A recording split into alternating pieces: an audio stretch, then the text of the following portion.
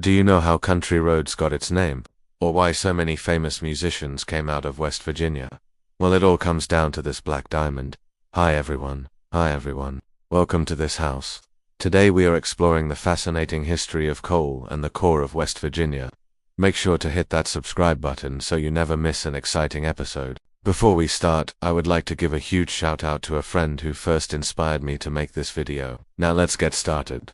Before European settlers arrived in the 1700s, the land that would become West Virginia was home to the coal that would fuel much of the eastern United States. Explorer John Peter Sally is credited with the first recorded discovery of coal in what is now Boone County in 1742, but it was NT until 1810 that the first commercial mine opened near Wheeling.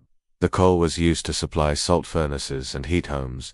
The arrival of railroads in 1883 transformed West Virginia's coal industry. Suddenly coal could be extracted and shipped on an industrial scale. Licking Hollows, once home to a few hundred miners and their families, became bustling towns overnight. The population exploded, as did the need for housing, food and schools for the miners and their families.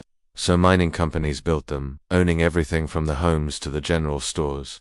They even funded schools and churches. Miners were paid in scrip, a private currency, forcing them to spend their hard-earned money at company stores where prices were high and quality was low. Needless to say, it wasn't uncommon for miners to live paycheck to paycheck. As a result, the coalfields became battlegrounds for workers' rights. In 1905, the West Virginia Department of Mines was created to regulate the rapidly expanding industry, but it wasn't enough. Working conditions were brutal, and pay was meager, so in 1920, tensions boiled over in Matteawan, resulting in the Matteawan Massacre, a pivotal event in American labor history. Just a year later, 10,000 coal miners and their families gathered at Blair Mountain in Mingo County for the Battle of Blair Mountain, the largest labor uprising in U.S. history and the largest armed uprising since the Civil War. The goal was to march on the state capitol in Charleston to demand the right to organize and collectively bargain. They were met with armed guards and a state militia, leading to one of the bloodiest conflicts in the region's history.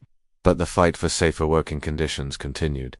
After the Red Ash explosion in 1900 and the Monongah disaster in 1907, which killed hundreds, lawmakers began to push for mine safety reform. Slowly, very slowly, things began to improve. As the demand for coal declined in the late 20th and early 21st centuries due to automation, natural gas and environmental regulations, West Virginia faced a daunting challenge.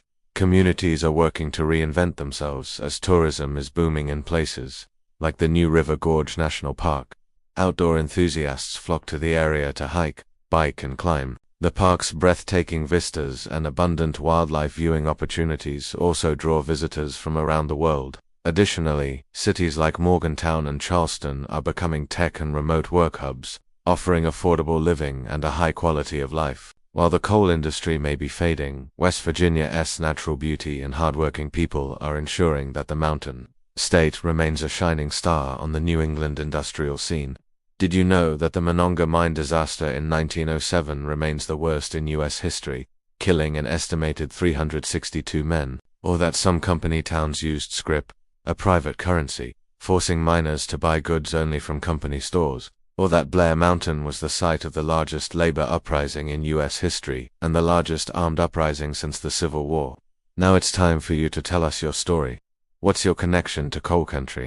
Drop your stories or family history in the comments below. And while you're at it, hit that subscribe button so you never miss an exciting episode. Thanks for watching.